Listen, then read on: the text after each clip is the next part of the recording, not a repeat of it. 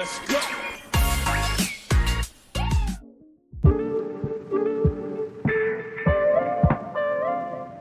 Bonjour, moi c'est Gaëtane Charlier et je suis la coordinatrice de la FEDEAU, la Fédération bruxelloise des professionnels de l'agriculture urbaine.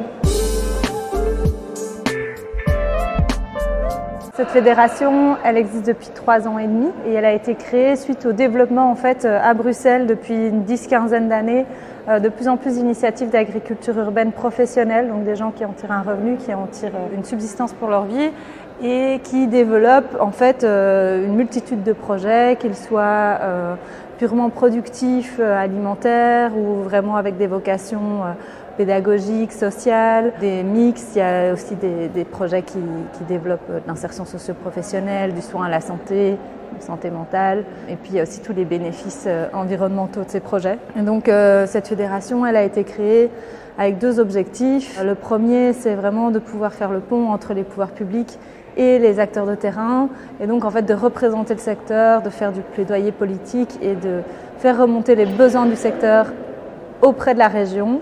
Donc on est vraiment dans l'écosystème bruxellois. Ce qui est assez particulier, c'est que comme la Belgique est un État fédéral, Bruxelles est une des 3 régions du pays, et donc on a un ministre de l'Agriculture bruxellois. Ça, c'est quand même très particulier. Mais pour nous, c'est une vraie chance parce que ça permet de mettre en place des politiques agricoles qui sont en lien avec l'agriculture urbaine purement. Et ça, c'est vraiment une opportunité. Des projets plus de long terme sur les questions par exemple de financement de l'agriculture urbaine, avec la création d'une loi qui devrait encadrer les financements de l'agriculture urbaine, un peu comme la politique agricole commune, mais spécifique à Bruxelles. Ça, c'est des choses de long terme. Et puis, on est aussi tout le temps vigilant à l'actualité, à ce qui se passe. Donc, par exemple, cet été, on a dû apporter du soutien par rapport à la météo désastreuse qu'on a eue cette année. Mais aussi, par exemple, là maintenant, on est en plein dans la crise de la langue bleue, de soutien et de lien avec les pouvoirs publics pour voir quelles aides peuvent être débloquées pour soutenir les élevages bruxellois. Une collègue, Laura Sylvia Herman, qui travaille, elle, plutôt à faire communauté avec nos membres, créer du lien entre eux et elle, créer des espaces de partage de connaissances. Donc elle organise tous des ateliers où ce sont des agriculteurs, des agricultrices qui partagent leur expertise aux autres. On a par exemple fait un atelier sur l'autocueillette, on va en faire un sur les canards coureurs, toutes des choses comme ça très concrètes de terrain. On nourrit aussi d'informations et de connaissances nos membres, via des ateliers, par exemple, pour expliquer comment fonctionne la politique agricole commune et comment à Bruxelles c'est possible, c'est un tout petit peu possible d'y avoir accès.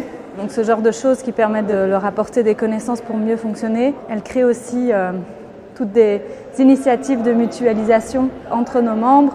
Par exemple, pour le moment, elle est en train de travailler sur des achats groupés d'échalotes, d'oignons et de chicons ou d'endives, comme vous dites en France, pour faire des grosses commandes qui peuvent après être dispatchées entre les agriculteurs. Elle est aussi en charge de tout ce qui est communication et de création de liens sociaux entre nos membres.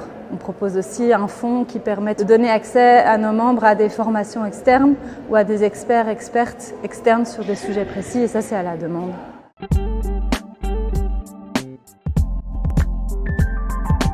On n'est pas la seule association à soutenir l'agriculture urbaine. Une d'entre elles, c'est Terre en Vue, qui est une ASBL qui est l'équivalent de Terre de Liens, je pense, en France, qui vraiment travaille à mettre à disposition des terres à des agriculteurs, agricultrices qui sont engagés dans un mouvement plutôt paysan, ou racheter des terres via l'achat de parts de coopératives. Et alors, eux sont assez fort investis à Bruxelles parce qu'en fait, il y a une situation particulière. Bon, c'est grâce à eux déjà que toute une série d'acteurs publics notamment ont pu comprendre et finalement mettre à disposition des parcelles justement non agricoles en ville pour installer des agriculteurs et des agricultrices.